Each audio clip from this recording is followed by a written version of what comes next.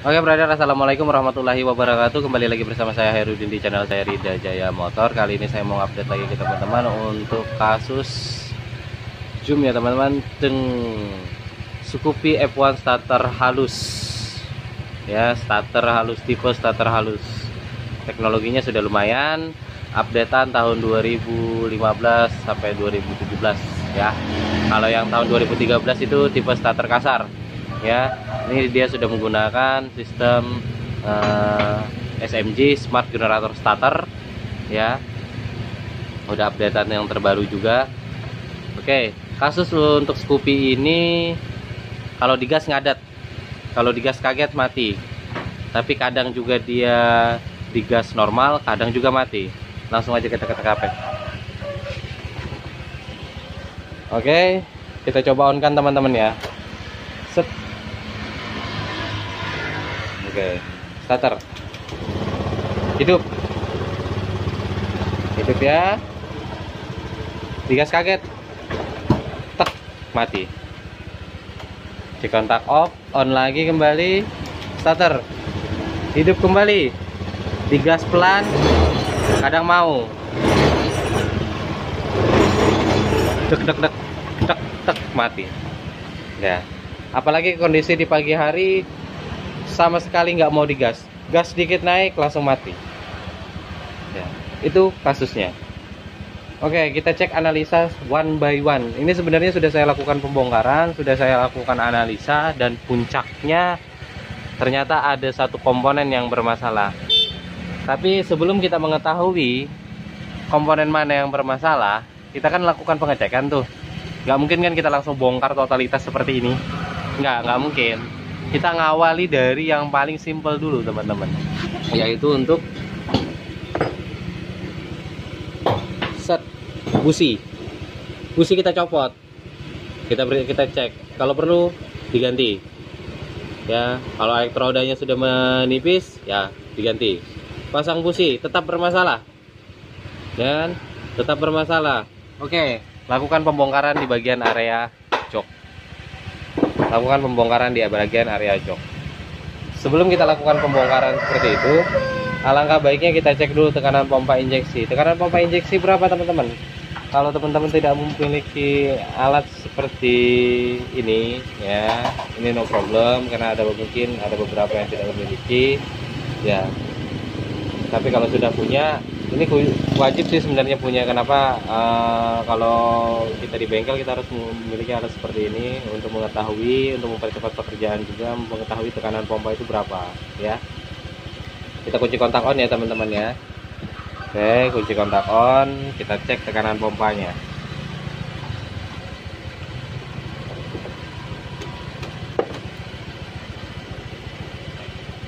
Oke, off lagi, kunci kontak on, 40 PSI.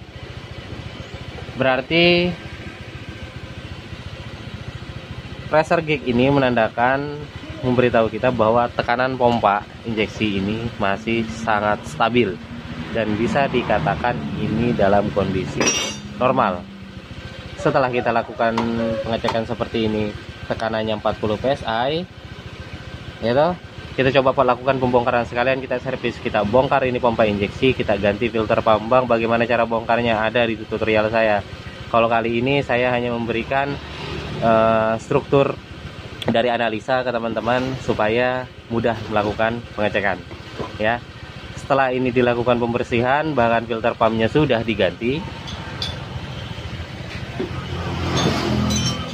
Ini ya, filter pumpnya sudah diganti, tapi tetap saja bermasalah. Nah, kita masuk ke area bawah. Kita masuk ke area bawah, kita lakukan pembongkaran di bagian injektor.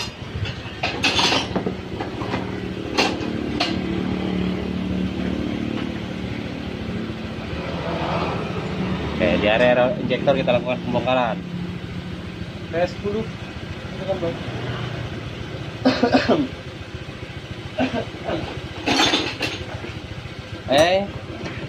simple aja kalau injektor.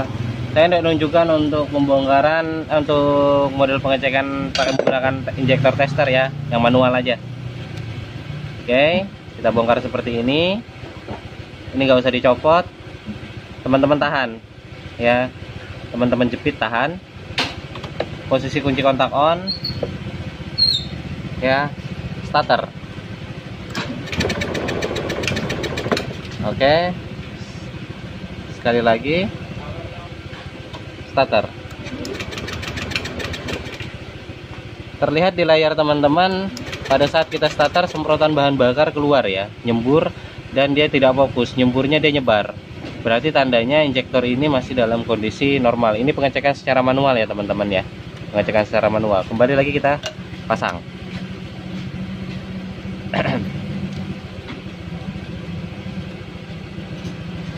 Hey.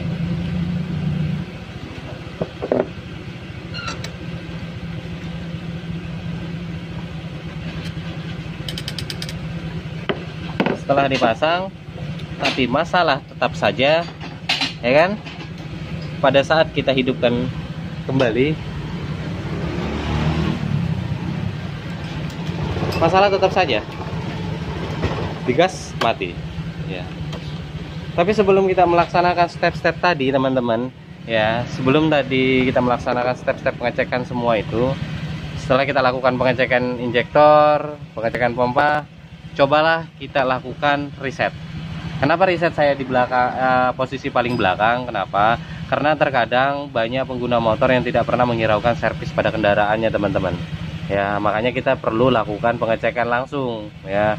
Jangan taunya oh normal, tetapi nanti resiko injektornya ini bermasalah, kotor akibat dari filter pump ini nggak pernah diganti, itu beresiko teman-teman. Jadi lakukan pengecekan dulu itu. Filter pump itu rutin untuk dilakukan pergantian setiap 10.000 km ya. Injektor juga rutin untuk dilakukan servis pembersihan menggunakan injektor fix SR15 atau tipe-tipe injektor cleaner lainnya ya. Tidak fokus di fix SR aja, tapi kalau saya menggunakan fix SR15 karena kualitasnya lumayan bagus ya. Oke, nah itu perlu dilakukan servis dulu. Nah setelah kita lakukan servis, setelah kita lakukan pengecekan ternyata injektor dan pompa injeksi ini tidak ada masalah, barulah kita melakukan reset.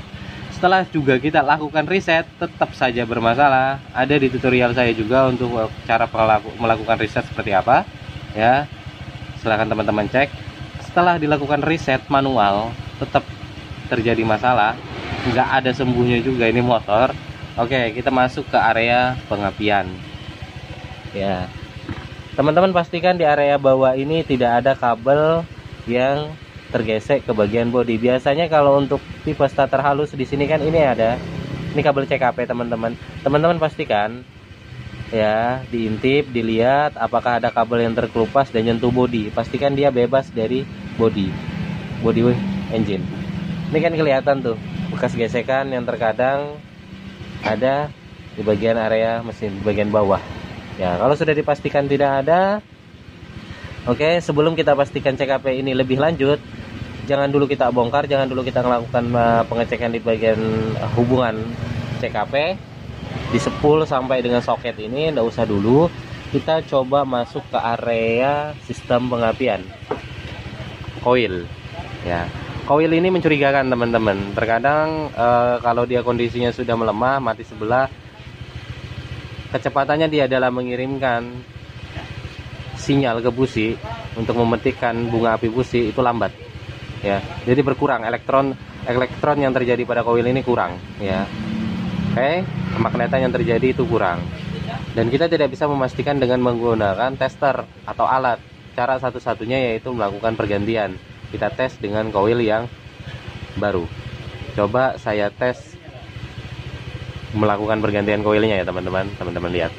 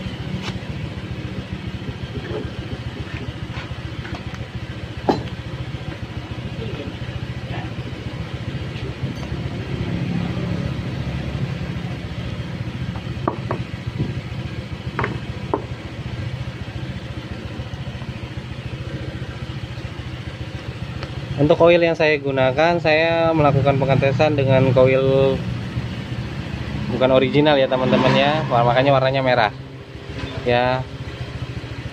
Ini merek nomor 2. Nanti kalau sudah kita pastikan hasilnya mantap, jos, baru kita ganti yang ori.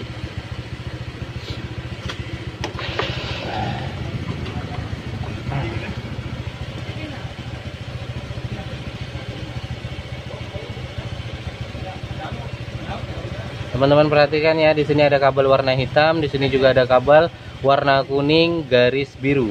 Ya, untuk kabel warna hitam garis putihnya ini kita tempel pada ini. Teman-teman lihat ya, slot warna hitamnya yang pada koil. Yang warna hijau kita tempel dengan kabel warna kuning garis biru. Jangan sampai kebalik. Oke, kita pasang.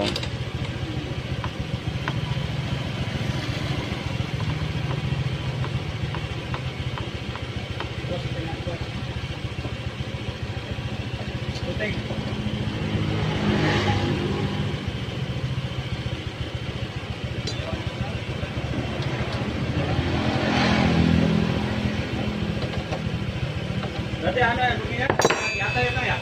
Iya.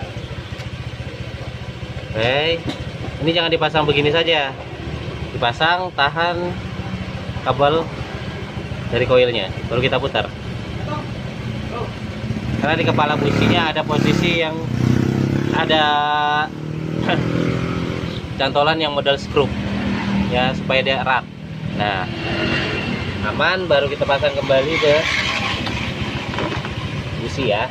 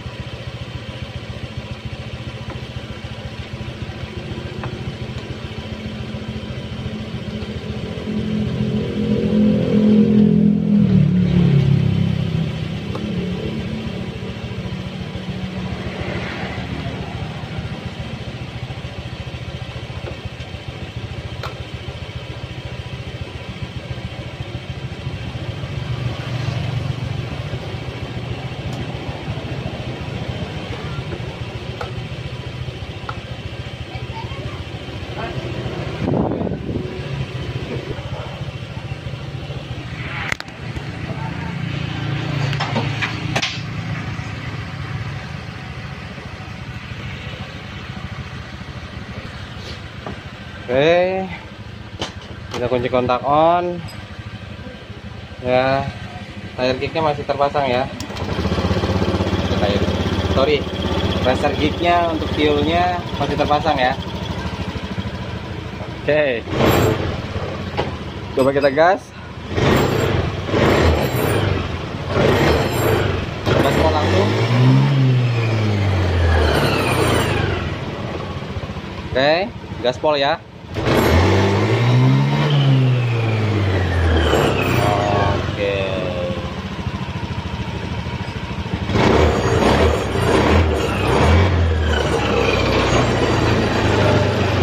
Itu tekanan pompa injeksinya 40 PSI.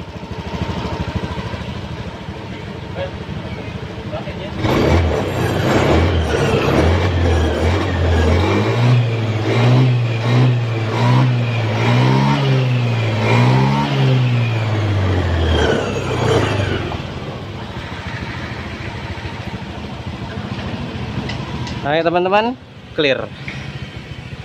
Ternyata dari panjangnya pengecekan yang kita lakukan, masalahnya terjadi pada oil ya. Tetapi terkadang kalau kita startnya dari awal, analisanya kita kadang tertutup, hanya terfokus saja pada pompa injeksi, injektor, busi, kepala busi, dan bahkan kita kadang juga terfokus pada yang namanya throttle position sensor.